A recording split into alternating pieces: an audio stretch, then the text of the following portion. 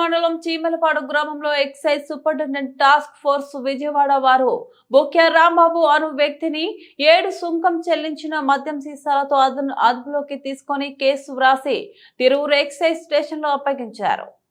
తదుపరి ఈఎస్టీఎఫ్ వారు విసన్నపేట మండలం వేమిరెడ్డిపల్లి తాండాలో దాడులు నిర్వహించి నాటుసారా కాయడానికి సిద్ధంగా ఉంచిన 950 లీటర్లు పులిసిన బెల్లమ్మ ఊటను కనుగొని నేర స్థలంలో ధ్వంసం చేయడం జరిగింది. ఈ దాడిలో excise SI Shekhar Babu, head constable Nagaraju, constables Sivadurga, Gopikrishna, Sivaramakrishna పాల్గొన్నారు.